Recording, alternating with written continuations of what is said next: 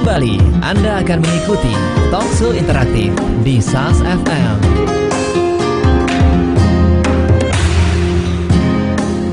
Assalamualaikum warahmatullahi wabarakatuh. Langsung sahabat dari lantai dasar Masjid Nasional Al-Akbar Surabaya. Inilah 107,5 SAS FM dan live video streaming kami di sasfmsurabaya.net. Bermanfaat, menghibur, dan syar'i. Apa kabar Anda sahabat di pagi hari ini? Oh, siang hari ya? Biasanya pagi, jadi ini siang hari ini. Apa kabar Anda? Mudah-mudahan selalu sehat. Kalau Anda tidak sehat, nah ini pas. Kalau Anda gabung di sini, Sehat Islami. Ya, Sehat Islami ini salah satu program favorit di SAS FM ya. Program yang selalu dinanti-nantikan oleh pendengar. Nah ini dia, program Sehat Islami. Saya Alik Atiga, di Gatekeeper. Saya ditemani oleh Diana Raharjo ya. Dan tema kita ini sahabat, ya katanya ini lagi musim batuk, jangan dicela ya. Anda lagi batuk, ya Anda boleh nih nyela begitu ya. Dan narasumber kita yang lama tidak berjumpa dan sepertinya seperti komentar juga di Facebook ya Bu ya, bahwa aduh kapan ya nih sama Bu Halimah Bu Halimah Syadia Siregar yang terhadir sahabat di studio 1 SAS FM. Langsung saya sapa. Assalamualaikum Bu. Waalaikumsalam warahmatullahi wabarakatuh. Alhamdulillah nih ya. Alhamdulillah. Terkabul ternyata keinginan saya. Ya, lama. Oh bulan 2 loh Bu kita Bu. Terakhir bulan 3. Oh launching ya. Bulan 3, betul sekali. Ya, itu dia ya. Akhirnya berapa bulan ini ya? 10 bulan. Hampir. Sampai ya. 6 ya. 6 bulan tidak bertemu Bu Halimah, ini rasanya bagaimana begitu. Dan Bu Halimah ini sahabat adalah beliau ahli gizi sekaligus owner Gria Sehat Atin, dan beliau ini penguji nasional standarisasi ABI Asosiasi Bekam Indonesia. Kalau sama Bu Halimah ini kan selalu bilang ya, memilih yang sehat itu adalah buah. Kita cek sekarang di kulkasnya Bu Halimah ini ada buah apa Bu? Hanya ada pisang hari ini. Wah. Bukan di kulkas tapi di meja. Selalu di meja. Kalau kenapa kok di meja Bu ya? Soalnya kalau lapar langsung ambil. Gitu ya? Iya, jadi nggak usah susah-susah. Lapar langsung ambil. Kadang saya bawa ke klinik. Jadi ngemil buah-buahan. Iya. Kok sama ya Bu ya? Hari ini pisang dua sisir. 2 sisir. Oke. Di kulkas saya juga ada pisang ini Bu. Iya. Tapi pisang hijau Bu. Jadi kalau sebetulnya kalau pisang tidak dianjurkan masuk kulkas, bisa browning. Alasannya apa membuat berubah jadi coklat. Kalau pisang hijau kecenderungan biasanya tidak terlalu, tapi kalau pisang kuning itu biasanya mudah sekali berubah jadi coklat. Nah, efeknya apa itu Bu? Sebetulnya nggak ada, cuma dari penampakan aja kurang manis. Kurang manis. Iya ya. Betul. Jadi lebih enak di atas meja. Iya. Langsung saut gitu ya. Iya. Kalau yang seger-seger mungkin bisa masuk kulkas. Yang awet tahan lama itu masih ada seperti semangka, melon itu bisa masuk kulkas. Itu lebih seger. Tapi kalau pisang itu ada coklat agak kurang jadi menarik browning, kalau kita ambil browning ya. Iya. Kalau hijau agak lumayan ya. Iya, enggak terlalu. Tapi kalau kuning bisa langsung jadi coklat. Oke, itu dia ya. Sekelumit tentang buah. Kita cek ternyata ada juga. Ya sama juga di kulkas saya juga ada Bu. Buah pisang ya, sama pisang. Baik, sahabat silakan di sini Anda boleh ya bertanya terkait tema kita bahas, yaitu batuk jangan dicela, atau Anda boleh bertanya terkait masalah kesehatan Anda. Bu, kalau mendengar ini merupakan program favorit dulu Bu. Iya. Bu Halimah senang apa tidak? Alhamdulillah, berarti memang ada senangnya, ada tidak senangnya. Nah, tidak senangnya apa itu? Biasanya tidak senangnya mungkin kebanyakan orang di luar sana ini kurang sehat. Nah, makanya menanti-nanti acara sehat. Bagaimana? Tetapi intinya kita mengajak supaya lebih sehat. Senangnya. Seperti itu. Berarti ini tidak senangnya banyak orang sakit di luar sana. Kecenderungan agak sakit atau seperti orang sehat. Senangnya berarti banyak gabung, ada keinginan untuk sehat gitu. Betul. Ya Bu. Oke, baiklah. Silakan bagi Anda yang bertanya sahabat, teleponnya 8297299, SMS dan juga WA di 0812306345. Sesi pertama kita berusaha ya ini untuk bahas sesuai tema dulu, nanti berikutnya baru pertanyaan Anda. Silakan tanya apapun terkait masalah kesehatan atau terkait tema. Batuk jangan dicela. Bu, batuk ini kadang-kadang kita itu mengutuk Bu istilahnya. Aduh, batuk ini, apalagi penyiar Bu. Iya, susah, penyiar, betul. Penyanyi dan lain sebagainya itu. Yang berhubungan dengan suara pekerjaannya. Ya, jadi intinya sebetulnya batuk itu bukan penyakit. Jadi Allah itu menciptakan tubuh manusia sudah sepaket, sudah seimbang. Kalau ada bibit penyakit masuk di dalam tubuh itu sebenarnya sudah punya respon positif. Berbentuk berbagai macam cara bagaimana supaya tubuh ini menangkal dengan otomatis. Jadi biasanya batuk ini karena apa? Ada sesuatu benda asing yang masuk. misalnya debu, misalnya asap yang terlalu banyak, atau benda asing lain, virus ataupun bakteri. Nah, batuk itu bagian dari adaptasi tubuh untuk menangkal supaya benda asing itu tidak masuk terlalu jauh di dalam organ tubuh yang lain. Biasanya yang dituju adalah saluran pernafasan atas. Kalau itu nanti bisa diterobos oleh benda asing itu, akhirnya bisa masuk ke dalam organ tubuh yang lebih dalam seperti tenggorokan, paru-paru. Nah, sebetulnya batuk ini adalah reaksi positif tubuh untuk menangkal. Jadi bukan penyakit ya, Bu ya? Bukan. Makanya kenapa kalau ada batuk diobati, sebetulnya yang sakit siapa? Bukan. Itu proses sebetulnya, proses menangkal. Tubuh menangkal reaksi benda asing yang masuk dengan cara membatukkan. Kalau kita batuk bisa jadi keluar yang mungkin sudah ada banyak lendir ikut keluar. Di dalam lendir itu terikut bakteri-bakteri. Kalau misalnya memang yang kita terimbas bakteri, virus yang dari sekeliling kita ini banyak sekali virus, banyak sekali bakteri. Tidak bisa kita lihat, tidak bisa kita hitung. Nah, biasanya masuk. Kalau kita batukkan sampai keluar mungkin dahak atau lendir, itu ikut keluar bakteri-bakteri itu. Jadi salah kalau orang bilang sakit batuk. Sakit batuk. Enggak ya? Itu sebetulnya reaksi positif tubuh untuk menangkal. Oke, reaksi positif ya. Betul. Reaksi positif. Kemudian dahak itu gunanya apa itu? Nah, sebetulnya dahak itu berfungsi asal tidak terlalu banyak. Kalau sudah terlalu banyak itu karena reaksi tubuh kalah terhadap virus-virus tersebut menjadi lendir. Kebanyakan kalau nanti di tenggorokan ini beralih ke saluran pernafasan. Akhirnya apa? Bukan membuntu, memenuhi saluran pernafasan kita, akhirnya apa? Sesak. Mungkin jadi batuknya sering, lendir keluar terus. Nah, sebetulnya ada teknik-teknik tertentu. Bagaimana? Sebetulnya lendir itu dibutuhkan untuk menangkal gitu ya? Lendir di hidung kita, lendir di tenggorokan. Pilek itu juga termasuk? Kalau pilek itu sudah kalah, imunitas tubuh kita sudah kalah. Sudah jebol ya. Betul. Tapi kalau lendir dihitung ini kita butuhkan. Kita butuhkan apa? Udara kita saring ini banyak sekali. Debunya, virusnya, bakteri itu disaring. Dikatakan banyak. Kalau terlalu banyak kan ini, Bu ya. Dikatakan terlalu banyak itu yang seberapa sih, Bu? Nah, apa kebatuk kerasa gitu? Jadi di sini. Sebetulnya lendir itu dibutuhkan tubuh. Nah, kalau sudah imun kita kalah, akan berubah menjadi antibodi kita rendah, akan kalah. Nah, disitulah sel darah merah kita kalah, berubah menjadi bahasa medisnya apa ya? Perjalanannya jauh sih untuk secara ini. Intinya kalau kita tubuh kalah menjadi perbanyak lendir. Lendir itu bisa muncul dari hidung, bisa muncul dari tenggorokan. Nah, ini yang biasanya munculnya batuk ini karena apa? Karena terutama dari virus. Virus. Dari makanan bisa ya? Dari makanan kecenderungan bisa, tetapi lagi-lagi lendirnya tidak terlalu banyak biasanya. Kalau yang virus ini kan juga memproduksi lendir. Intinya imun kita rendah, lendir itu akan tambah berkembang. Akhirnya parah lah ya batuknya. Ya. Gitu ya.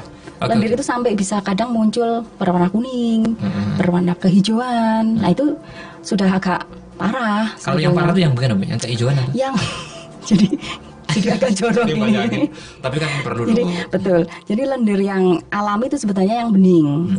Tapi kalau sudah berubah jadi kehijauan, itu berarti sudah agak parah. Biasanya lendir di hidung, lendir di tenggorokan. Kalau kita batuk, kita lihat kok hijau.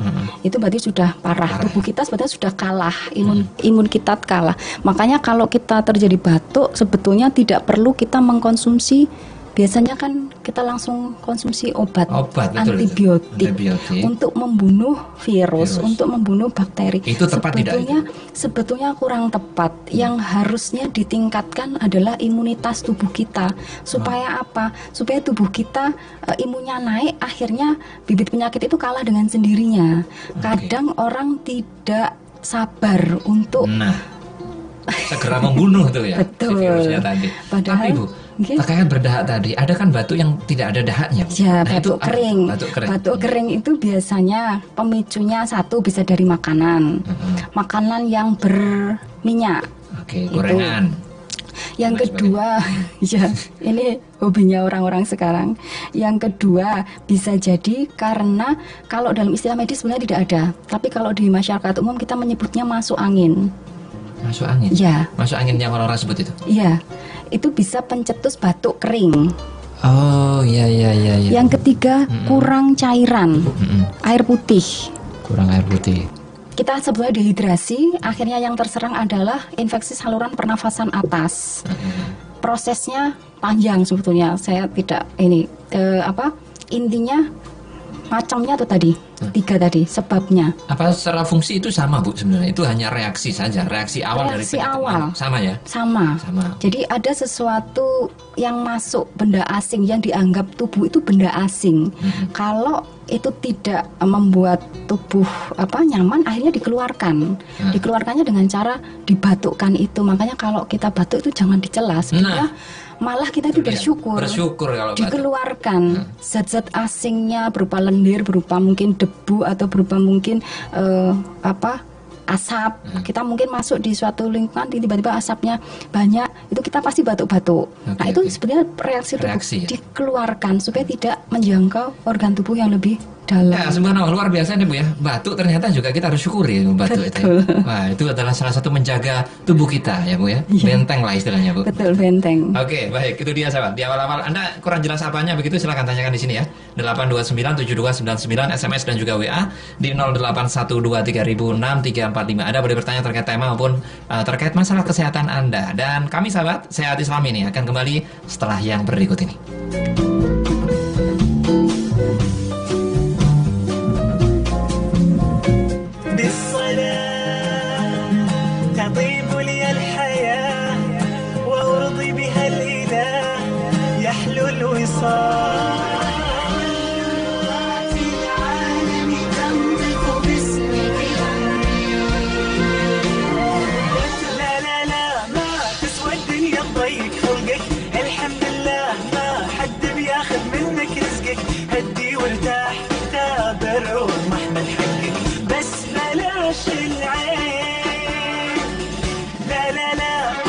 Dengarkan lagu Humat Al-Hudar dengan Kimi True, Lughat Al-Alam dan Ain di SAS FM.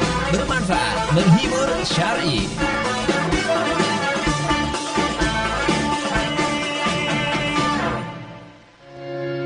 Apa sajakah yang termasuk syirik?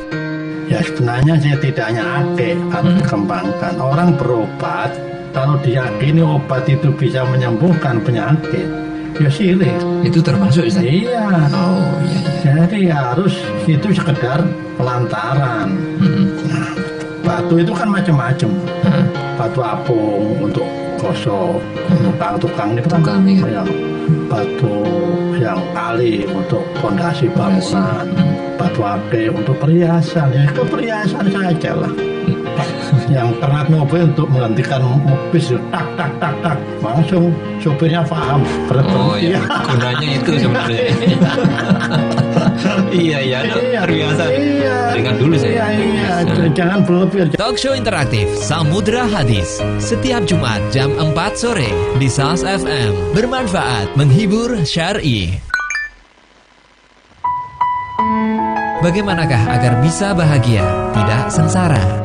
Jadi Al-Quran itu di samping bacaan juga bermakna himpunan. Karena menghimpun wahyu yang pernah turun, maka wahyu yang dulu turun pada Nabi Adam pun ada di dalam Al-Quran. Dan justru itu berkali-kali diulang dalam Al-Quran agar kita benar-benar mengambil pelajaran dari itu.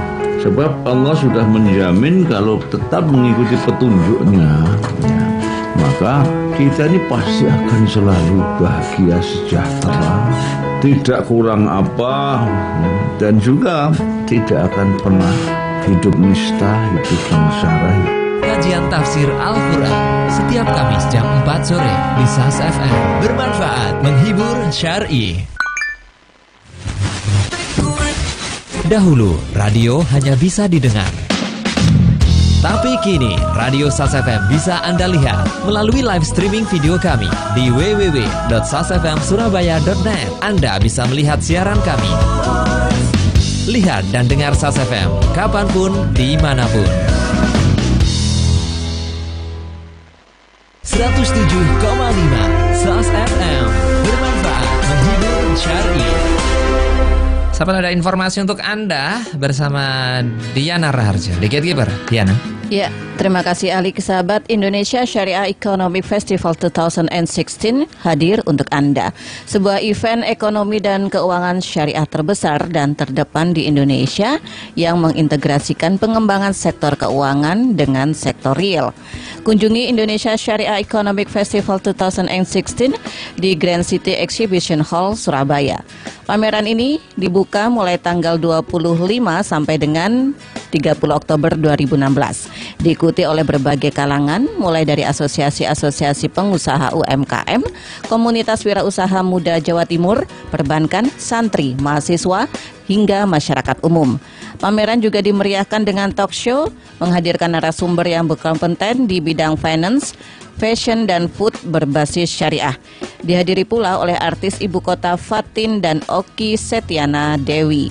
Event ini diselenggarakan oleh Bank Indonesia, Bank Sentral Republik Indonesia, serta didukung sepenuhnya oleh Radio Sas FM. Baik, terima kasih Diana Raharjo.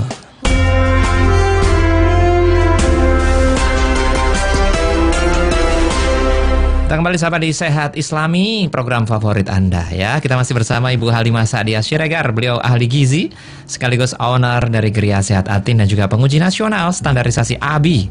ABI ini Asosiasi Bekam Indonesia. Tema kita batu jangan dicela. Nah, kalau Anda tadi tahu sudah paparan dari Ibu Halimah ya. Emang ini juga baru saja saya dengar gitu ya. Luar biasa. Jadi kalau batu kita bersyukur, tidak boleh sambat ya Bu ya. Iya, betul. Tidak boleh sambat, harus bersyukur. Cara tubuh, desain tubuh ini luar biasa loh Bu. Betul, Allah menciptakan ciptaannya tuh Masya Allah luar sempurna biasa. Sekali, ya, iya betul, sudah dibekali sendiri sebetulnya.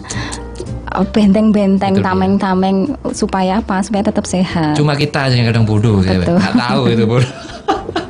Kalau tahu itu ya pasti kita bersyukur begitu ya. Iya. Subhanallah, luar biasa, maha sempurna ya menciptakan tubuh kita ini. Salah satunya adalah melalui batu tadi. Baik.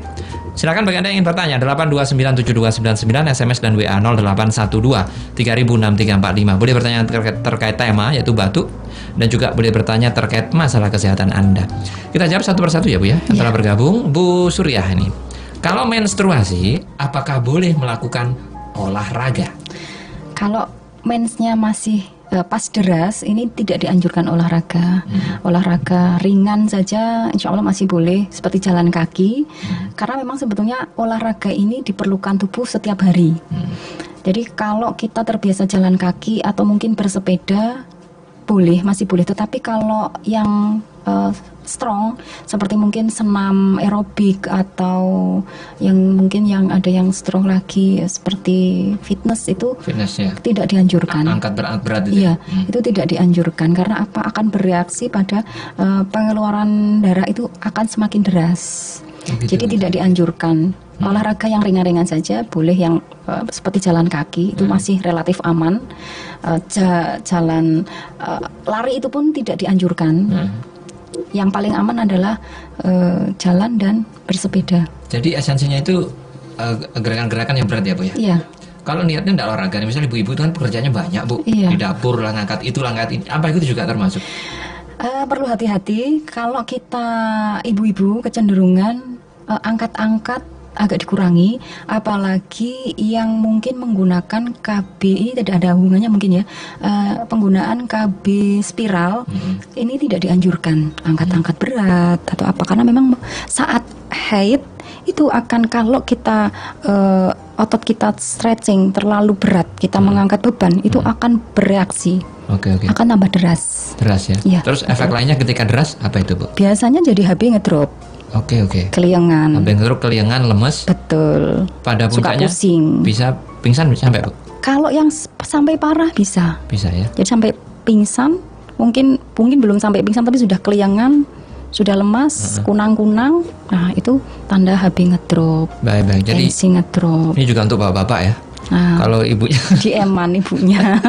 lagi ini apa-apa harus banyak bapaknya berperan begitu ya. Baik, boleh melakukan olahraga tapi ringan-ringan saja. Oke, pekerjaan-pekerjaan juga gitu ya. Pekerjaan sama, iya. Kalau pikiran Bu, misalnya orang kantoran nih, itu malah pencetus yang utama itu. Gitu. Jadi kalau kita stres, semua tubuh kita itu merespon, organ dalam kita itu merespon. Ada namanya hormon kortikosteroid, itu akan keluar kalau kita stres. Itu yang membuat nanti jadi antioksidan di dalam tubuh habis. Organ-organ tubuh merespon menjadi yang biasanya kerja normal jadi tidak mau mengeluarkan insulin, yang pankreasnya. Jadi kalau kita stres itu efeknya tambah panjang terus. Gitu ya? Terkait dengan kasus deras itu jadi kadang ada yang deras atau keluarnya sedikit tapi lama. Itu proses stres seperti itu, atau tidak selesai atau jadi kacau ini pokoknya terganggu lah ya. Iya betul. Kalau pas stres itu ya. Makanya kalau bisa jangan stres. Nah itu yang susah. Pekerjaan pas banyak stres datangnya bulannya datang. Tumpuk. Makanya itu di pekerjaan kan ada cuti haid ada kan Bu ya? Ada. Kalau secara undang-undang kan ada betul. Ya. Makanya itu gunanya ya mungkin. Iya, untuk istirahat. Istirahat di rumah. Baik, itu dia ya Bu Surya. Baik, kita lanjut berikutnya Ibu Murwati. Ya, Bu Murwati ini apakah pertolongan pertama kalau dipatu ular atau hewan yang berbisa? Jadi intinya pertama kali mungkin dilokalisasi area luka tersebut bisa dengan menggunakan kain atau mungkin untuk mengikat bagian yang setelah dipatok itu supaya bisa itu tidak bisa itu kan lewat aliran darah supaya darah itu tidak mengalir bercampur dengan darah yang lain. Jadi dibalutkan tuh di atasnya atau di bawahnya Bu? Kalau misalnya di kaki itu? Intinya dilokalisasi supaya tidak menyebar. Jadi misalnya yang kena binatang berbisa adalah ujung. Jadi langsung diikat di sekitarnya. Kalau bisa atas bawah. Satu jalur aja. Satu jalur aja. Ya. Yang mengarah ke tangan. Ke jalur yang lain, ya ke tubuh. Itu diikat yang kencang. Kalau bisa dikeluarkan darahnya. Bisa menggunakan. Nah ini yang agak rawan. Kita bisa menggunakan jarum yang steril. Kita tusuk, kita keluarkan. Sedot gitu ya? Ya. Paling aman sih sebetulnya dengan cara pembekaman di area yang makanya segera sebetulnya kalau memang ada bekas luka digigit hewan berbisa segera diikat, dikencengi yang betul-betul sampai kencang, memang sampai biasanya sampai mati rasa, sampai biru. Harus sampai mati rasa. Ya, terus dikeluarkan darahnya sesegera mungkin. Itu dia ya. Baik, sebelum dilanjutkan Bu ya. Ini sudah ada yang bergabung dengan telepon, kita sapa. Assalamualaikum. Waalaikumsalam. Bu Rini. Iya, saya tertarik. Stres tadi loh Mas. Stres. Bu Rini saya tanya dulu nih, Bu Rini sudah makan buah hari ini? Kenapa? Sudah makan buah? Saya kalau nggak stres ya makan normal. Kalau stres nggak makan. Nggak normal ya Bu ya? Normal nggak itu Bu? Oke, silakan. Apa lagi Bu? Halimah. Saya sering dikit nanti juga tanya Bu Halimah. Dulu waktu umur 27 saya konflik sama suami, saya tinggal minggat. Saya kerja di Surabaya, beliaunya di Malang. Habis itu saya dipecat dari kerjaan, katanya dipikir syarat Bu. Karena apa? Kalau dipanggil itu noleh sak badan-badannya. Nah ini dari tulang belakang sampai tulang ekor itu kaku begitu, jadi nggak bisa noleh leher sak ininya badannya. Habis itu saya ke pondok pesantren. Akhirnya metodenya itu mandi malam Bu. Sudah mandi malam tuh sebanyak-banyaknya sampai poin 10, poin 15 tuh. Akhirnya saya bisa keluar dahak yang hijau bener. Nah di situ tapi ya proses seminggu Bu. Habis itu sembuh Bu. Sejak itu saya nggak pernah hubungan sama dokter. Saya kalau sakit apa itu saya kembalikan kepada Allah. Maksudnya itu begini, wes gak mikiri sing penting-penting anu aja sama Allah aja, jadi seakan-akan tidak punya problem begitu. Ini sekarang ini saya sebenarnya bahagia Bu, karena banyak makan crispy yang asin, crispy yang enak ya. Ini tak minumin banyak, ini jangan tadi bilang minum banyak, ini nggak batuk, ini Mohon maaf, matur nuwun. Tolong ditanggapin kenapa kok apa itu bisa bisa kaku begitu, bisa sarap sama Bunda. Nggih, matur nuwun. Assalamualaikum warahmatullahi wabarakatuh. Waalaikumsalam warahmatullahi wabarakatuh. Baik, tapi Bu Rini kita simpan dulu. Dan tadi terkait yang ular tadi Bu. Iya. Oke, pertolongan pertama kita ikat tadi ya, agar nggak menjalar mengalir. Betul. Diambil darahnya ya dengan cara. Tapi ada kalau lihat di TV itu dihisap langsung, itu bagaimana itu Bu? Dihisap melalui mulut. Mulut ya. Tidak dianjurkan. Kan itu pendengar dulu tuh kayak gitu. Iya, jadi intinya sebetulnya kita membutuhkan air liur kita. Jadi dikeluarkan dulu darah yang mengandung bisa tadi.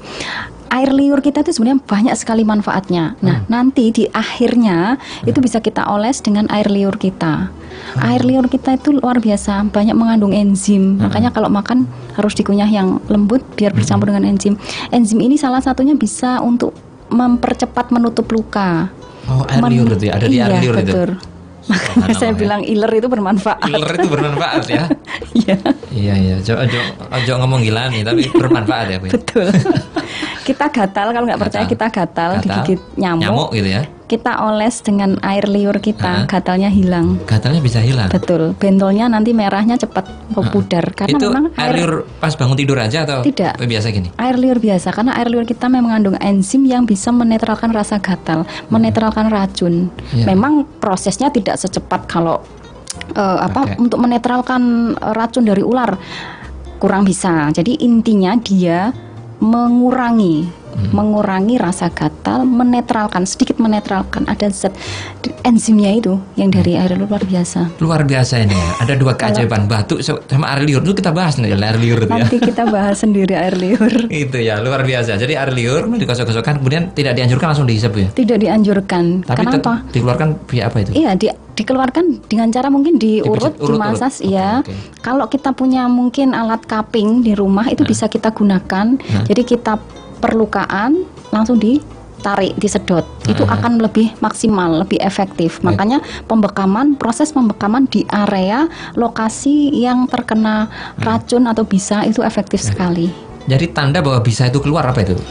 Sebetulnya tidak kelihatan. Kalau mungkin dari ular yang berbisa kadang darah kita itu sampai bisa membeku atau mungkin merah kecoklatan.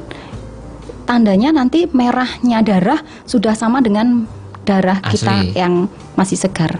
Oh gitu ya, itu tandanya. Kalau masih warnanya beda, coklat biasanya memunculkan warna biru atau merah. Kalau sudah dibongkar dilukai sedikit, biasanya bisa muncul warna coklat, merah kecoklatan, agak sedikit menggumpal. Itu kalau kasusnya kena ular yang berbisa. Tapi kalau hanya kelabang atau yang hewan-hewan di rumah kita, biasanya hewan-hewan kecil, itu biasanya muncul biru aja. Nah, biru itu bisa kita seperti teknik yang tadi saya ajarkan. Oke. Baik, itu ya. Kita akan jeda sebentar Bu, nanti akan kita lanjutkan kembali. Masih banyak pertanyaan dari pendengar yang telah bergabung dan Anda masih boleh sahabat di sini bertanya. Teleponnya di 8297299, SMS dan juga WA 0812306345. Anda boleh bertanya apapun terkait kesehatan Anda atau tema kita, batu jangan dicela. Kami akan kembali sahabat setelah yang berikut ini. Catatan informasi. Kami awali sahabat dari Malang. Rumah pejabat Pemkab Malang yang terkena OTT polisi seharga lebih dari 6 miliar rupiah. Polisi Malang baru saja menemukan rumah seorang pejabat Pemkab Malang di bagian kepegawaian yang terkena OTT. Rumah itu berada di Jalan Soekarno-Hatta PTP 2 nomor 17 Kota Malang. Rumah mewah milik Suwandi itu berarsitektur Jawa. Saat pers mengunjunginya tidak ada kegiatan sama sekali, hanya terlihat Honda CR-V warna hitam yang terparkir di halaman rumah. Menurut seorang warga, Suwandi baru menempati rumah ukuran 15 kali 30 meter itu sehabis lebaran kemarin. Per meternya seharga 10 juta lebih. Selain itu, Suwandi juga memiliki rumah lain di kawasan Karanglo, Kabupaten Malang. Beralih ke Jakarta, pemerintah sudah terima salinan laporan TPF Munir. Mantan Menteri Sekretaris Negara Sudi Silalahi telah mengirimkan salinan Maksud kami salinan laporan tim pencari fakta TPF kasus pembunuhan aktivis HAM Munir ke pemerintah sore kemarin. Staf khusus Presiden bidang komunikasi Johan Budi SP mengatakan, selanjutnya salinan naskah laporan TPF ini akan diserahkan kepada Jaksa Agung Prasetyo untuk diperiksa keasliannya. Dalam lembar akhir laporan tersebut, sahabat, ada tanda tangan Marsudi Hanafi, Ketua TPF saat itu, yang menyatakan salinan tersebut sesuai dengan laporan asli. Sahabat, Sudi Silalahi menjabat sebagai Sekretaris Kabinet periode 2004-2009 saat TPF Munir dibentuk, lalu terpilih lagi sebagai Menteri Sekretaris Negara periode 2009-2014. Terakhir, 2017 bakal jadi tahun sektor e-commerce di Indonesia. Awal tahun depan diperkirakan ekonomi Indonesia akan mulai menggeliat, khususnya di sektor usaha UMKM. Salah satu yang dinilai akan meningkat pertumbuhannya adalah sektor perdagangan online atau e-commerce dan pariwisata. Ekonom Core Indonesia Henry Saparini menilai perekonomian pada tahun depan nantinya akan banyak ditopang oleh belanja pemerintah daerah dan rumah tangga. Adanya pilkada jadi salah satu faktor yang mendorong belanja Pemda lebih besar. Selanjutnya di kuartal kedua akan ada belanja rumah tangga yang besar karena periode puasa dan lebaran. Selain itu, pemerintah juga akan banyak mengalokasikan anggaran untuk infrastruktur. Apalagi dengan terpilihnya sejumlah wilayah sebagai destinasi wisata akan semakin mendorong ekonomi suatu daerah. Maka sektor yang paling prospektif di tahun depan adalah bisnis makanan, minuman, infrastruktur, dan pariwisata. Hendri pun menambahkan sektor e-commerce akan semakin berkembang untuk mendukung berkembangnya sektor-sektor tersebut. Apalagi pemerintah juga akan mendorong pelaku UMKM mendapatkan pembiayaan tidak hanya lewat kredit usaha rakyat atau KUR, tapi juga berbagai program yang jadi prioritas APBN. Sehingga diperkirakan ekonomi akan bergerak sesuai dengan proyeksi pemerintah. Demikian catatan informasi kami ambil dari Detik, Antara, dan Republika. 107,5 SAS FM, bermanfaat, menghibur, syar'i. Ya, sebab kalau tadi catatan informasi, nah ini juga ada informasi yang agak penting gitu ya. Baik, Diana.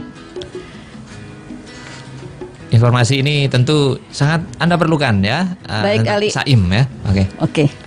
Baik, sebagai bentuk kepedulian terhadap anak-anak kurang mampu dan yatim piatu, OSIS SMA dan Sekolah Alam Insan Mulia Saim mengadakan program khitanan massal bertema Generasi Sehat dan Soleh bersama Saim. Tujuan kegiatan diantaranya mengkhitankan secara massal anak-anak muslim, mewujudkan generasi lebih sehat dan soleh, menumbuhkan kepedulian terhadap sesama, meningkatkan ukhuwah Islamiyah, kemudian meningkatkan hubungan sekolah dengan masyarakat sekitar, juga sebagai bentuk CSR Saim. Kegiatan ini dilaksanakan pada hari Sabtu tanggal 29 Oktober mulai pukul 8 sampai dengan 5 sore bertempat di Sekolah Insan Mulia atau Saim, Jalan Medokan Semampir Indah nomor 99 sampai dengan 101 Surabaya. Acara ini dipersembahkan oleh Sekolah Insan Mulia Surabaya dan didukung oleh Radio SAS FM. Baik, terima kasih Diana Raharjo.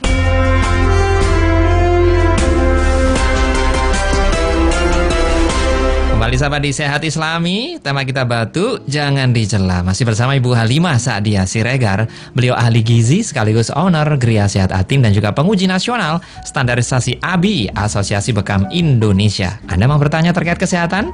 8297299 SMS dan WA 0812306345. Kita jawab pertanyaan dari Bu Rini tadi tentang badan yang kaku noleh. Nah, sak badannya. Itu kenapa ya Bu ya? Iya, jadi badan kaku itu sebenarnya banyak faktor. Tapi kalau tadi Bu Rini cerita setelah dahaknya keluar sudah menjadi lentur lagi, ya berarti memang karena dahak itu tadi. Oh, ada hubungannya ya Bu? Sebetulnya kalau dihubung-hubungkan baru ada. Sebenarnya memang kan banyak faktor. Tulang yang kaku, mungkin kalau orang Jawa bilang ini masuk angin kasep kayak gitu. Jadi membuat badan juga kaku. Karena apa? Kalau makanya saya jarang ngomong masuk angin ya. Masuk angin itu meningkatkan sebenarnya tekanan di dalam darah itu meningkat. Akhirnya jadi kaku, yang badan sakit semua, kadang nyeri. Mungkin ya sampai efeknya kayak Bu Rini ini noleh sampai sak badan-badannya. Bisa jadi ya. Sebetulnya yang paling efektif coba kalau Ibu tadi sudah mandi malam memang betul. Tetapi untuk melancarkan bisa dibantu sebetulnya dengan mandi air panas, air hangat. Air hangat bisa. Ya, air hangat. Okay. Ya, itu atau dikompres di bagian yang mungkin memang nyeri atau di bagian kan sebetulnya aneh kalau leher kita itu kok noleh sampai sak badan-badannya. Berarti ada yang enggak beres di sekitar leher. Kaku berarti ya. Kaku bisa itu dikompres dengan air panas. Membantu atau dilakukan pembekaman di area yang kaku tadi. Insya Allah bisa melenturkan. Atau shower air hangat. Betul. Itu enak itu ya. Makanya sebetulnya di Surabaya kok mungkin pemanas water heater di Surabaya mungkin nggak laku. Sebetulnya banyak manfaatnya. Oke. Salah satunya tadi itu ya. Untuk memanaskan, untuk merelaksasi di bagian-bagian tertentu. Baik. Dan mandi malam pun aman ya Bu ya. Luar biasa. Kalau pakai air hangat ya. Jadi kalau mandi malam yang dianjurkan malah menggunakan air biasa. Air natural. Nah, baik Bu, tapi kan dibilang setelah senja atau maghrib isya itu kan tidak dianjurkan mandi. Tidak dianjurkan. Kalau pakai air hangat boleh. Lebih amannya kalau sudah setelah senja itu memang menggunakan air hangat. Kalau di atas jam 12 itu baru menggunakan air natural. Air biasa. Triknya sudah kita kasih dulu ya. Sudah awal-awal dulu. Benar-benar masih ingat ini sahabat-sahabat. Jadi penyebab masuk angin itu apa sih Bu? Sebenarnya banyak faktor dari tubuh kita sendiri. Mungkin dari telat makan. Nah, dari telat makan itu muncul gas. Kalau dari perjalanan begitu Bu, kan banyak angin yang masuk. Bisa jadi kalau memang tubuh kita rentan pada kondisi-kondisi tertentu, misalnya anginnya yang dingin atau anginnya yang terlalu panas atau terlalu terpapar angin, itu bisa karena pori-pori kita membuka angin masuk. Apalagi telat makan sudah dari dalam dan dari luar mendukung semua, jadilah orang menyebutnya masuk angin. Maka dari itu dianjurkan habis perjalanan itu biasanya mandi air hangat, yang minum juga yang hangat ya, jangan hangat dan sebagainya. Baik, kita akan jawab pertanyaan berikutnya. Ini yang banyaknya ya. Tugas bukan tugas ya, harus dijawab. Pak Reza, obat herbal apa yang bagus untuk menyembuhkan eksim agar tidak kumat lagi, Bu? Eksim ini sebenarnya banyak faktor. Sebetulnya kita tidak hanya mengobati, tetapi faktor pencetusnya dulu kita harus tahu. Kalau kita sudah faktor pencetusnya kita tahu, berarti kita hindari. Itu akan banyak membantu daripada hanya sekedar mengobati saja. Tetapi yang banyak membantu ini bisa kita pilih salah satu herbal-herbal yang ada di pasaran. Kita bisa gunakan yang paling mudah, minyak zaitun. Yang kedua kita bisa oleskan atau kita balurkan. Kalau memang ada tanamannya ini lebih bagus, sambiloto. Kalau memang tidak ada, susah, memang agak carinya juga susah. Ini di herbal-herbal kemasan biasanya ada, tapi berupa kapsulan. Nah, kapsul ini bisa kita seduh dengan air panas, kita balurkan. Atau yang paling mudah, murah meriah, apa itu Bu? Bisa direndam dengan air garam. Itu juga bisa membantu. Garamnya garam biasa atau yang garam krosok? Kalau ya, untuk pengobatan biasanya pakai garam krosok. Sekarang agak jarang ya Bu ya di pasaran. Iya. Tapi di pasar-pasar tradisional masih ada. Kiloan biasanya. Toko-toko biasa itu kan jarang sekali. Karena orang sudah tidak masak menggunakan ini, malah untuk biasanya pakan ternak biasanya. Berarti garam krosokan murah tapi manfaatnya lebih banyak. Bagus ya. Iya. Oke. Itu dia ya Pak Reza. Berikutnya Ibu Sri. Apa betul daun kemangi ini menyebabkan rematik? Mungkin tidak secara langsung, tetapi ada kaitannya dengan asam urat. Karena memang sesuatu yang berwarna hijau pekat ini kandungannya memang agak tinggi, jadi menimbulkan rasa nyeri di persendian, di tulang-tulang. Jadi mungkin orang awam menyebutnya rematik padahal bukan. Padahal kecenderungan asam urat. Asam urat ya. Ya. Memang membuat beberapa tanaman yang hijau pekat ini beberapa memang mengalami, karena sudah di dalam tubuhnya itu sebenarnya sudah banyak tumpukan. Kecentok makanan sedikit langsung muncul nyeri.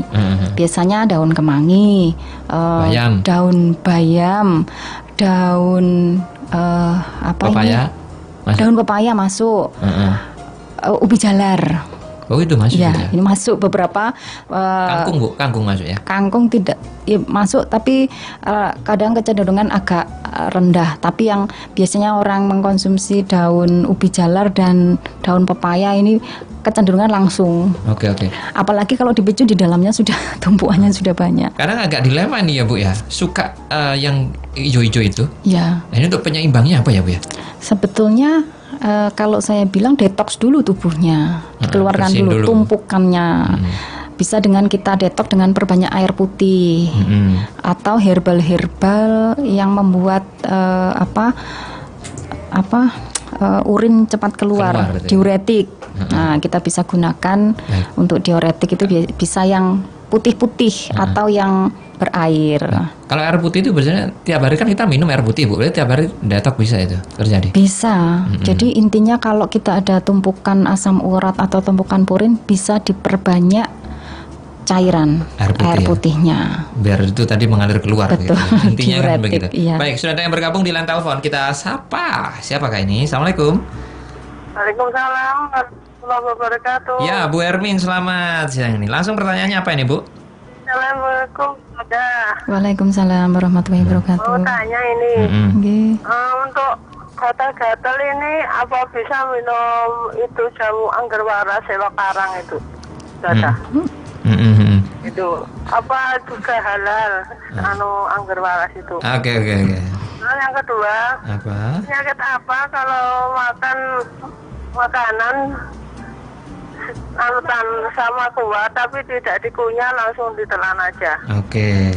Bu, ya, sebentar. Itu. Tadi yang minum jamu tadi, Ibu tahu komposisinya enggak? Enggak tahu. Iya, makanya itu halal apa tidak? Soalnya di sebelah saya itu ada orang yang jual jamu. Yang warnanya hitam atau hijau itu ya?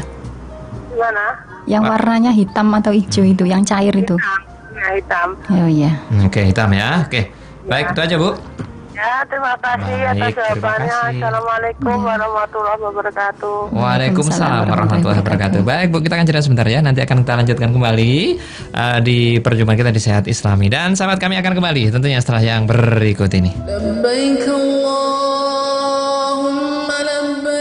Bagi umat muslim, dapat melaksanakan ibadah umrah merupakan suatu hal yang luar biasa. Kesempatan melaksanakan umrah sungguh suatu karunia yang sangat besar dari Allah Ta'ala. Namun perlu diketahui bahwa banyak sebagian umat muslim yang belum paham tentang umrah. Untuk mendapatkan pengetahuan lebih detail mengenai ibadah umrah, simak talk show interaktif Semua Tentang Umrah setiap Selasa, Rabu, dan Kamis pukul 10 pagi. Setiap Selasa, Rabu, dan Kamis pukul 10 pagi di SAS FM. Acara ini disponsori oleh Andalus Nusantara Tour and Travel. Umroh Desember berhadiah umrah. Hubungi 767 5564 767 5564.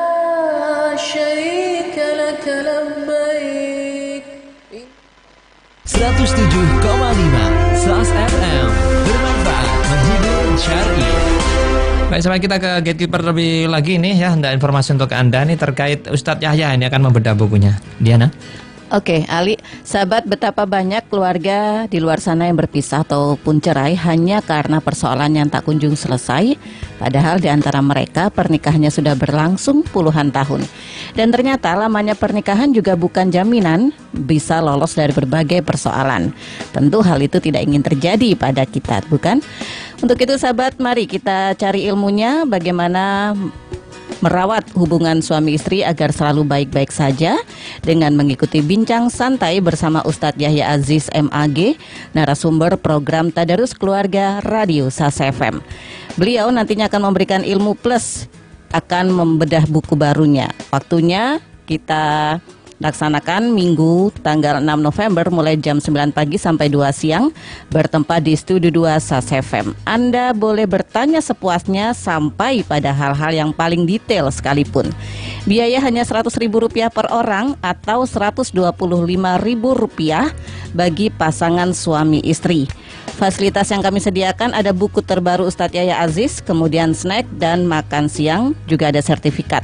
Untuk pendaftaran, kirim SMS dengan format nama lengkap spasi bedah buku, kirim ke 0812 3000 6345.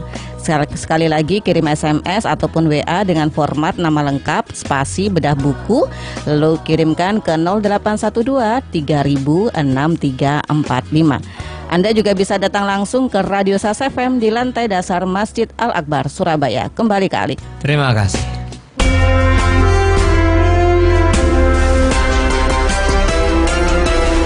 Sehat Islami masih bersama Anda, sahabat, dan juga masih bersama Bu Halimah Sya'diyah Siregar. Beliau ahli gizi, sekaligus owner Gria Sehat Atin, dan juga penguji nasional standarisasi ABI, Asosiasi Bekam Indonesia.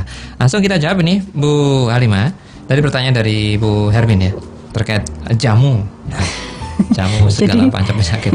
Sebetulnya kalau kita tidak tahu komposisinya itu apa, itu kalau saya lebih baik lebih hati-hati aja. Jadi intinya kita harus tahu apa yang kita konsumsi. Kalau itu untuk penyakit tertentu, oke lah. Tapi kalau semua penyakit bisa hanya dengan satu ramuan, itu ya Allahu itu isinya apa. Jadi saya kecenderungan lebih seneng yang tahu komposisinya, apa yang kita konsumsi, apa yang kita makan, apa yang kita minum, itu kita tahu. Herbal pun itu saya biasa di tempat kami tidak ada yang herbal, tidak ada tulisannya komposisinya, itu tidak ada. Jadi selalu pasti mencantumkan isi dari yang ada di dalam kapsul ini apa, berapa persen, ini yang lebih aman. Baik. Kalau seperti jamu tadi itu, misalnya dia nggak tahu nih ya, katanya ini penyembuh berbagai semua macam penyakit. Ya. Yang ditakutkan nanti terjadi apa, Bu? Misalnya? Tidak menakut-nakuti. Beberapa sering sidak dari BPOM itu menemukan berbagai macam jamu di pasaran itu dicampuri dengan obat jenis yang dilarang sebetulnya. Ya betul, dicampurkan obat penghilang rasa nyeri yang dilarang, atau mungkin dari komposisinya itu ditambahkan obat-obatan yang memang dilarang. Ini pernah terjadi. Betul.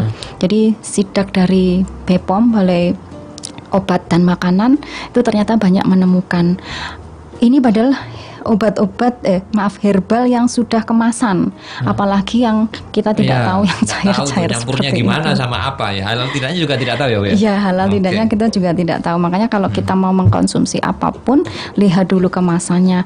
Kalau di kemasan itu sudah ada label halalnya, insya Allah itu juga halal. Yang penting juga komposisinya. Komposisi dicermati ya. Baik, itu Bu Hermin, kita buka Bu Titin di Mojokerto ya. Teman saya umur 47 tahun, baru menikah 1,5 tahun. Suaminya umur 40 tahun. Apakah beliau masih bisa punya keturunan dan herbal apa untuk menyuburkan kandungannya? Karena menurut dokter kecil kemungkinan untuk bisa punya anak. Jadi kita perlu ikhtiar, intinya itu. Ikhtiar yang efektif kita bisa coba dengan bekam. Herbal itu juga membantu. Yang kedua adalah ada teknik-teknik tertentu, teknik-teknik berhubungan. Biasanya nanti kita jelaskan berdua kalau memang konseling dulu. Jadi memang di Gria Sehat Atin itu ada namanya program Promil, bekam untuk program hamil yang lama tidak punya keturunan. Iya, betul. Alhamdulillah beberapa memang membantu sekali, dibantu dengan herbal. Ada yang hanya ya ini memang semua tergantung Allah. Kita hanya berikhtiar. Ada yang hanya beberapa kali, 2 kali, 4 kali bekam. Alhamdulillah. Iya. Ada yang sudah umurnya 43 tahun hamil. Baik. Jadi dianjurkan ini ikut Promil ya, Bu ya? Iya, boleh. Boleh ikut Promil nanti di Gria Sehat. Nanti kita berikan ya alamat dan juga nomornya. Baik, itu untuk menyuburkan kandungan. Herbalnya apa ini, Bu? Ada juga nanti dikasih. Herbalnya ada nanti. Biasanya kita anjurkan itu yang memang agak susah sih. Kita carinya susah. Biasanya kurma muda atau serbuk bunga kurmanya. Karena itu membantu. Makanya kita lihat dulu sebelumnya ini faktornya apa. Kalau tidak makanya kalau sudah dari dokter saya lebih seneng. Oh, yang wanita mungkin didiagnosa oleh dokter apa, yang laki-laki apa. Biasanya saya lebih senang, nanti kita cross check. Jadi hasilnya tadi itu dibawa sekalian betul, ya. Betul. Jadi nanti herbalnya oke lah. Jadi herbal itu kesannya jadi ini sampingan ya, Bu ya? Sebetulnya membantu ya? Sinergi ya tempat ya. Betul. Bahasa positifnya. Baik. Bu Maya berikutnya, kaki kiri mulai pangkal paha sampai tumit itu nyeri, Bu. Kenapa ya itu ya?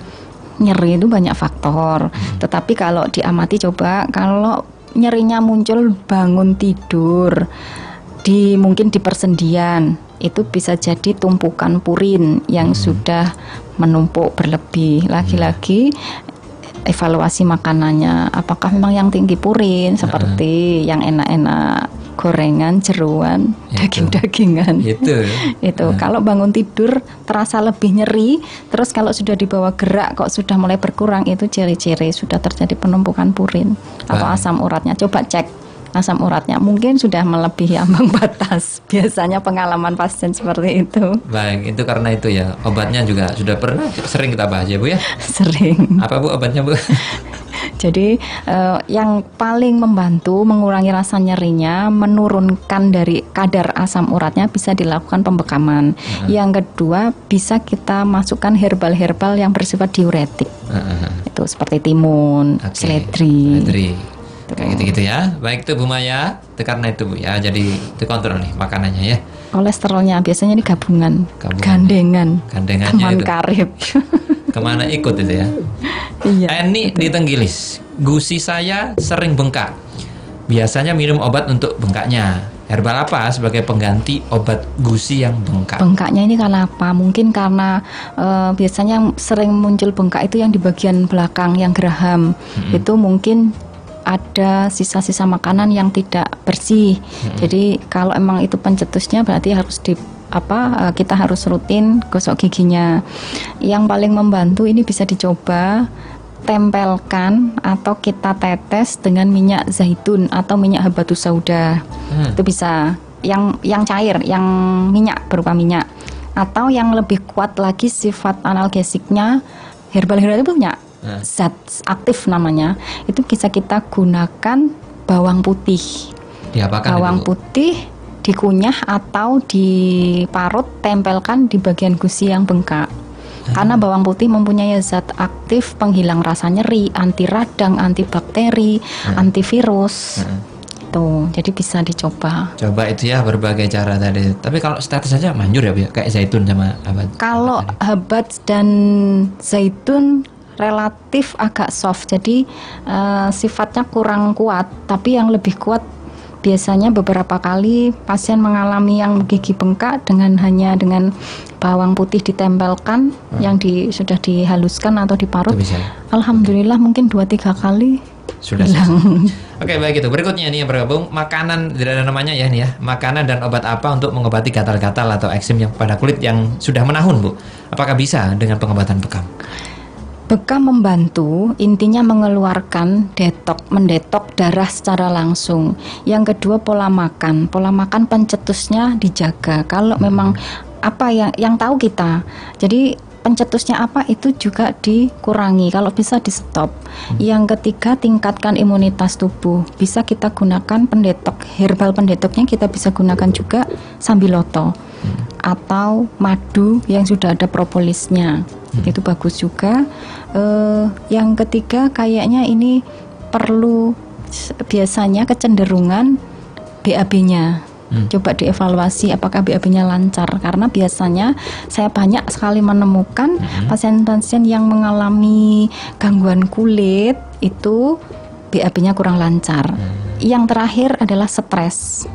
Stres itu juga bisa pemicu berbagai macam penyakit. Kita stres muncul gatal-gatal. Banyak sekali terjadi. Sudah minum obat kok gak sembuh-sembuh? Iya, karena pemicunya dari stresnya. Gak sembuh-sembuh gara-gara stres. Betul. Obat apapun gak mempan. Gara-gara stres ya Bu? Itu dia ya. Karena itu keajaiban otak atau gimana? Secara tidak langsung kalau kita stres itu menekan imunitas tubuh. Jadi menghabiskan antibodi imunitas tubuh kita. Untuk itulah pentingnya Bu, hidup bahagia ya Bu ya. Betul. Agar jauh dari segala penyakit dan hidup bahagia. Makanya kita juga disuruh sedikit senyum gitu ya Bu ya.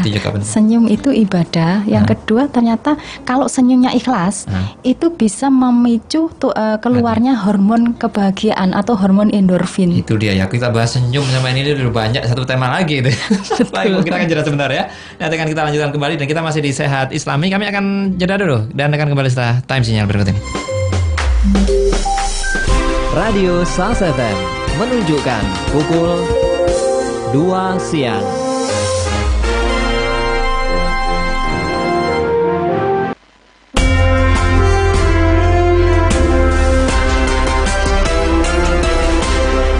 Baik, sampai kita kembali di program Sehat Islami dan kita masih bersama Ibu Halimah Syadia Siregar. Beliau ahli gizi sekaligus owner Gria Sehat Atin dan juga penguji nasional standarisasi ABI Asosiasi Bekam Indonesia.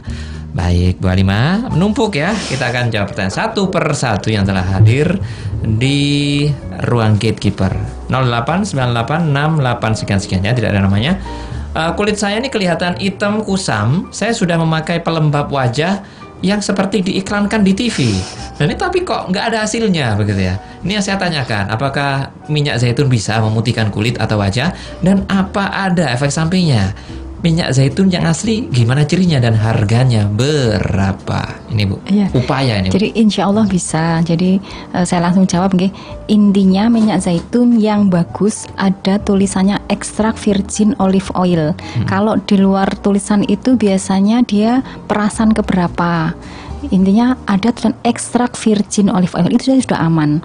Kalau dirutinkan, kita lakukan peeling dulu atau pembersihan kulit mati, baru setelahnya dilakukan tiap malam. Itu kita lakukan tiap hari, tiap malam oles minyak zaitun, insya Allah akan menjadi mencerahkan. Baik. Sebentar, peeling dulu itu pakai apa Bu? Boleh, bebas, di pasaran banyak. Atau kalau mau kita bikin sendiri juga bisa pakai beras dihancurkan. Kalau itu susah sih, mendingan beli yang sudah jadi banyak. Jadi kemasan yang facial itu. Betul. Oke, setelah facial selesai baru dioleskan minyak zaitun. Itu kita lakukan peelingnya bisa seminggu 2-3 kali. Kalau minyak zaitunnya rutin sehari sekali. Anjurannya Rasulullah pernah di dalam hadisnya, berminyaklah kalian dengan zaitun. Karena apa? Ternyata bisa mencerahkan kulit wajah. Tidak hanya wajah, kalau tangan, kaki kita juga mungkin agak kurang lembab, kering, itu bisa kita gunakan minyak zaitun. Insya Allah bisa mencerahkan. Berminyak juga bisa hilang ya Bu ya? Berminyak malah kecenderungannya dia melembabkan. Jadi sifatnya minyak zaitun ini kadang orang beranggapan nanti nggak kileng-kileng kalau pakai minyak zaitun. Tidak. Saya sudah hampir 5 tahun saya tidak menggunakan produk apa-apa. Jadi setiap malam oleskan minyak zaitun, bangun tidur kita mau bepergian oles minyak zaitun dulu. Alhamdulillah. Kalau saya lihat dulu sebelum saya masih menggunakan produk-produk kosmetik yang ada di pasaran, sekarang saya hanya alasnya itu hanya menggunakan minyak zaitun. Ternyata kalau saya bilang lebih cerah, wajahnya lebih cerah, lebih alami, lebih natural. Seperti Bu Halimah ini. Natural. Iya. Saya masih belum coba ini ya. Banyak yang tanya masalahnya, Bu pakai apa? Saya tidak pernah pakai apa-apa, minyak zaitun. Zaitun aja, simple ya. Betul. Simple, dapat sunahnya. Berarti seperti saya berminyak ini perlu bisa juga ya Bu ya, melembabkan. Lakukan rutin malam hari setelah kita bersihkan wajah dengan sabun pembersih muka biasa, keringkan baru dioles. Tapi kan itu lengket-lengket ya Bu? Tidak. Jadi kalau minyak zaitun yang bagus, yang ekstrak virgin tadi, dia bisa meresap ke kulit. Gitu ya? Iya. Jadi langsung dibuat tidur enggak apa-apa ya? Iya, tidak membuat apa? Kalau orang bilang kileng-kileng terus kayak enggak. Jadi tidak ya, ini bisa mencerahkan, insya Allah mudah. Pokoknya yang asli tadi itu ya, ada ekstrak virgin oil. Banyak di pasaran sudah mulai banyak. Harganya juga terjangkau. Harganya sangat terjangkau ya, di bawah 100 lah ya. Baik, berikutnya ini tidak ada namanya juga ya. Waalaikumsalam warahmatullahi wabarakatuh. Ibu mau tanya, apa sajakah penyebab rambut rontok? Masalahnya rambut gatal jika memakai minyak itu tidak gatal. Apakah minyak itu cocok bagi rambut? Terima kasih. Minyak apa ya? Kalau memang cocok ya lanjutkan saja. Tapi kalau membuat kerontokan, faktor untuk membuat kerontokan ini banyak. Dari faktor mungkin obat keramasnya, samponya, bisa jadi kita berjilbab itu bisa juga pencetus kerontokan. Karena apa? Oksigen banyak. Kita sebenarnya kulit kita itu juga butuh oksigen. Kalau terperangkap, tertutup, kurang sirkulasi oksigen itu bisa jadi penyebab rontoknya rambut juga. Jadi banyak faktor. Kalau memang menggunakan salah satu produk kok menjadi nyaman, ya silahkan lanjutkan aja. Tidak masalah. Tidak masalah. Berikutnya yang bergabung Bu Nur ya di Menganti. Adakah cara agar tidak mabuk kendaraan Bu? Nah, tipsnya apa nih Bu? Tipsnya ini pernah dulu saya singgung waktu mau menjelang Lebaran. Jadi kita bisa siapkan air yang sudah bercampur dengan kurma, atau saya menyebutnya nabis atau naki. Yang kedua, kita bisa membawa air jahe atau air lemon, tinggal pilih salah satu. Itu mengurangi rasa mual. Saat mungkin mual sudah mulai muncul, kita bisa mengkonsumsi jahe. Ini ada kandungan minyak atsirinya yang bisa mengurangi rasa mual. Atau memang kalau bau-bauan yang seger itu bisa mengurangi, bisa dioleskan seperti minyak herbal yang aromaterapi, itu bisa boleh, itu mengurangi rasa mual. Atau ini pernah saya coba juga, kulit jeruk. Jadi kita membawa buahnya kita makan, itu juga bisa mengurangi mual. Kulitnya ini kita peras untuk sebagai aroma di dalam mobil, itu juga mengurangi rasa mual. Kulitnya dipencet atau kita bau, itu mengurangi rasa mual. Betul, itu pernah saya coba. Bu, terkait makanannya apa ya, Bu ya? Makanan dihindari.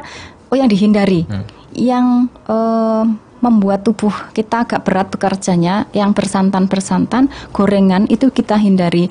Ngemil di mobil yang paling mudah kita bisa gunakan yang mengenyangkan, membuat kita fresh, kurma dan buah-buahan. Ini banyak sekali membantu membuat tubuh fresh, mengurangi rasa mual. Buah-buahan yang segar. Yang segar ya. Baik, Pak Yarji ini berikutnya. Beberapa hari ini leher bagian belakang sebelah kiri, kalau bangun tidur terasa pegal dan kaku. Nah, ini kira-kira apa nih penyebabnya dan apa solusinya? Jadi intinya ciri-ciri kolesterol itu mulai dari pundak, leher, kaku, terasa berat, sudah mungkin dipijat masih saja, itu ciri-ciri tumpukan kolesterol. Coba dilakukan pembekaman di area tersebut, insya Allah banyak mengurangi. Yang kedua, kalau memang kolesterolnya agak tinggi, berarti pencetusnya harus juga dikurangi, di stop. Gorengan, santan. Lagi-lagi itu ya. Kenapa orang ramai sekali Bu gorengan itu ya? Anget-anget, apalagi sekarang musim hujan. Kata dokter Heru itu ya, kalau begitu calon pasien nih. Betul. Wah, itu seneng apa enggak ya sebenarnya kayak gitu ya. Baik, ini berikutnya Bu, terkait asam lambung ini Bu ya. Kadang-kadang nyeri itu tiba-tiba muncul setengah jam dan kemudian nggak hilang-hilang, itu gimana ya? Nggak hilang. Oh, berarti memang sudah ada permasalahan di lambung. Masalah apa maksudnya? Masalah sebetulnya banyak. Pemicunya bisa dari faktor makanan. Makanan pencetusnya biasanya yang terlalu keras, seperti yang asam atau pedas atau gorengan. Lagi-lagi itu juga pemicu. Yang paling mendasar adalah faktor psikis. Psikis ini amat sangat menentukan. Betul. Jadi saat kita lagi-lagi stres, saat kita stres, asam lambung pasti meningkat. Jadi muncul rasa perih. Kalau sudah ada luka, dikasih makanan juga perih. Kita nggak makan juga tambah perih. Kalau kita makan bisa jadi malah jadi mual. Sampai muntah. Ini yang sudah parah. Jadi pencetusnya yang harus kita batasi. Betul. Pencetusnya faktor simptomatis ya, itu yang harus diperbaiki. Pencetusnya faktor makanan, kok saya sambil diingat-ingat, saya kalau habis makan ini kok saya jadi perutnya nggak enak ya. Nah, itu juga dihindari. Terus yang kedua, untuk kasus-kasus MAH, gastritis, itu dianjurkan sekali konsumsinya makanannya dikunyah halus. Sampai anjuran Rasulullah 29 sampai 33 kali. Karena apa? Supaya bercampur dengan air liur. Air liur itu juga nanti fungsinya banyak, membantu meringankan kerja lambungnya. Makanan yang mengandung lemak apakah juga? Betul. Termasuk sekali ya? Betul. Santan itu dikurangi, kalau bisa stop. Gorengan. Itu. Pokoknya mengandung lemak ya? Betul. Oke, yang mengandung lemak itu harus dikurangi. Nah. Itu dia. Kemudian lanjut ya, kita ke pertanyaan dari siapa ya ini ya? Ya, agak sedikit bagaimana gitu. Dari hamba Allah yang mau saya tanyakan, apa penyebab anyang-anyangan? Dan bagaimana cara mengatasinya? Anyang-anyangan ini ada yang tidak stabil di dalam saluran kencing. Mungkin bisa diperbaiki dengan air putih yang diperbanyak, kalau bisa hangat. Cari herbal diuretik. Bisa kita gunakan timun, bisa kita gunakan seledri, bisa kita gunakan kalau orang Jawa bilang manisah. Tetapi manisah itu yang tadi saya sebutkan itu kecenderungan menurunkan tensi. Oke. Jadi hati-hati. Oke gitu ya. Harus bagaimana tuh berarti? Kalau tensi kita rendah, memang kita harus hati-hati supaya apa? Maksudnya tidak sedikit atau banyak? Iya, sedikit tapi sering. Jangan langsung banyak, langsung ngedrop nanti takutnya. Yang paling aman adalah air putih hangat. Itu diperbanyak. Itu dia ya. Itu supaya menggelontor, menetralkan. Oke, baik itu ya untuk Mbak Ahwa. Berikutnya ini ya. Tidak ada namanya. Saya sudah lama keputihan hingga berwarna agak kekuningan dan gatal. Mohon solusinya. Keputihan biasanya karena ada jamur. Yang paling mudah, ini sudah banyak yang menjalani dan ternyata efeknya luar biasa. Pakailah mudah sekali minyak zaitun. Minyak zaitun dioleskan agak di dalam. Jadi bukan hanya di sekitar vagina saja, tetapi agak masuk ke dalam. Jari tangan kita itu dioles agak banyak, masukkan agak dalam sedikit. Mungkin 2 ruas ini masuk. Insya Allah sehari 2 hari, lakukan tiap malam mau tidur. Insya Allah 3 kali dengan cara olesan seperti itu. Banyak sekali yang merasakan gatalnya hilang, keputihannya berkurang. Ya, alhamdulillah. Minyak zaitun lagi. Yang apa itu Bu? Ekstrak virgin. Ekstrak virgin oil ya. Olive oil. Baik. Itu untuk 08770. Sekarang berikutnya Bu Sum di Sidoarjo. Saya ada masalah kegemukan dan usus besar kotor, penumpukan lemak di otak, mudah ngantuk. Bisakah dibekam? Insya Allah bisa sekali. Perbaiki pola makannya. Kalau memang harus detox usus, perbaiki pola makan dengan menggunakan tinggi serat atau herbal-herbal yang memang untuk detox usus seperti daun jati Cina, daun jati Belanda, daun ungu. Perbanyak air putih itu akan membantu mendetok usus secara alami. Bekam mengurangi rasa nyeri, mengurangi tumpukan. Kalau muncul rasa kantuk itu kenapa? Karena perjalanan oksigen menuju ke otak ini banyak hambatan, tidak lancar. Akhirnya apa? Otak kekurangan oksigen, akhirnya apa? Ngantuk itu tadi. Baru jam 10 pagi sudah ngantuk. Itu yang terjadi. Jadi oksigennya kurang ya? Iya, nanti mungkin bisa kalau memang agak parah dilakukan pembekaman di kepala. Ini banyak sekali membantu. Oke, baik, sangat bisa sekali ya bekam. Berikutnya Bu Nia Arum ya. Selama ini saya rutin memberikan cipek ya, cipek pil kecil vitamin C sebelum mereka tidur. Mereka ini siapa ya? Anak mungkin ya. Karena aktivitas mereka luar biasa full capeknya. Apakah ada ramuan herbal di tempat yang bisa dibeli di tempat Ibu ini? Kalau bisa sekalian untuk diminumkan sekeluarga. Untuk anak-anak itu biasakan yang alami aja. Jadi saya banyak sekali anjuran pada keluarga-keluarga intinya, keluarga inti itu mulailah mengurangi yang sintetis, kembali ke alam, kembali ke yang natural. Kita bisa gunakan kurma, kurma direndam air selama 8 jam, atau kita kasihkan ke anak-anak kita setiap bangun tidur itu air madu. Itu akan luar biasa efeknya. Jangka panjang, karena ini yang saya bilang adalah jangka panjang. Air madu itu isinya luar biasa. Yang ketiga, kita bisa tambahkan malam sebelum tidur ini habatus sauda. Intinya habatus sauda meningkatkan imunitas tubuh. Itu satu aja, kalau untuk anak-anak cukup satu aja. Baik. 2 pertanyaan, benar-benar nutut ya.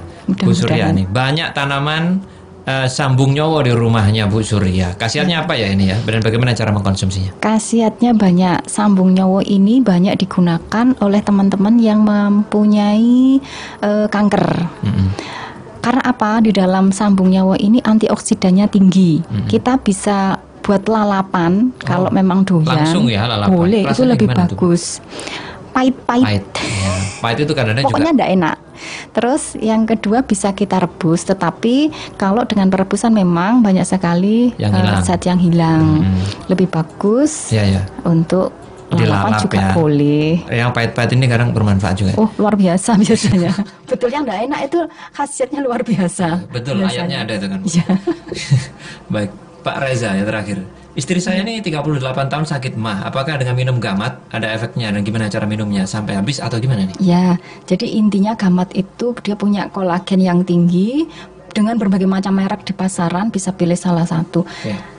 Cara minumnya, cara mengkonsumsinya bisa saat kita pas perih. Itu bisa langsung 3 sendok sampai 5 sendok saat perut terasa mual, perih, sebab.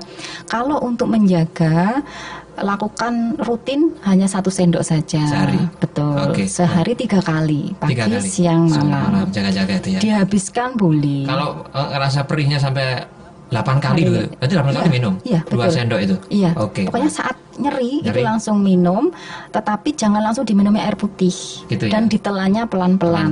Biar merasa baik. Betul. Sudah habis semua Bu. Terima kasih Bu Halimah Sa'adiyah Siregar telah hadir di studio untuk membahas dan memberikan pencerahan kita terkait kesehatan ya. Baik. Sampai jumpa lagi dalam kesempatannya Bu ya. Insyaallah. Baik. Assalamualaikum Bu Halimah. Waalaikumsalam warahmatullahi wabarakatuh. Dan sahabat, bagi Anda yang ingin ke Geria Sehat Atin, silakan ya, ada di Jalan Raya Kebraun Baras Kelumpri nomor 13. Ini handphonenya silakan dicatat 0813 36806060. Baik sahabat, sampai di sini Sehat Islami, saya Alik Atika, Dikat Kiper Diana Rarjo. Assalamualaikum warahmatullahi wabarakatuh.